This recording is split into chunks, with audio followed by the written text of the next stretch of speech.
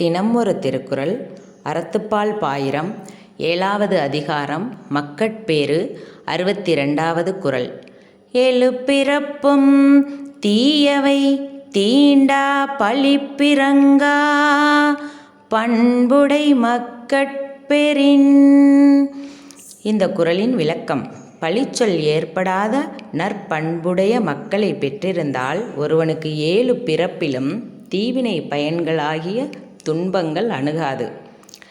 அதாவது ஒரு இல்லறத்தானுக்கு அவனோட குழந்தைகளை பிறர் பழி சொல்லாமல், பிறர் குற்றம் சொல்லாமல், அவனோட குழந்தையா அது ரொம்ப கொடூரமானது, அவனோட குழந்தையா அந்த குழந்தைகள் யார் பேச்சையும் கேட்க மாட்டாங்க, ரொம்ப தீய செயல்களை செய்கிறவங்க, நல்ல பழக்க வழக்கங்கள் கிடையாது, நற்பண்புகள் கிடையாது, உதவி பண்ணும் குணங்கள் கிடையாது, இந்த மாதிரி பிறர் பழி சொல்லாத ஒரு குழந்தைய கிடைச்சிட்டா அந்த பெற்றோருக்கு ஒரு தலைமுறை, இந்த தலைமுறை இல்லை, 7 தலைமுறைக்கும் எந்த ஒரு துன்பமும் அவங்கள நெருங்காதான்.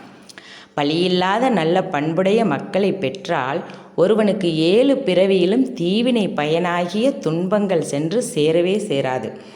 பெற்றெடுக்கும் மக்கள் பழி படராத பண்புடையவர்களாக இருப்பின் 7 தலைமுறை என்னும் அளவுக்கு காலமெல்லாம் எந்த தீமையும் தீண்டாது. அவர்களை ஒரு துன்பமே தீண்டாதான். ஒரு பிறவிக்கு இன்றைக்கி பசங்க நல்ல வழி காட்டுறதே பெரிய விஷயம். 7 ஜென்மத்துக்கும் நமக்கு பழி வராமல், ஒரு பெற்றவர்களுக்கு பழி வராமல் ஒரு குழந்தை வளருது அப்படின்னா அந்த பெற்றவர்கள் எத்தனை புண்ணியம் பண்ணியிருக்கணும். இன்றைக்கு இருக்கும் காலநிலையில் பழிக்கப்படாத நல்ல குணங்களை உடைய பிள்ளைகளை பெற்றால் பெற்றவளை அவனுடைய பிறவிகள் தோறும் துன்பங்கள் தொடவே மாட்டாது.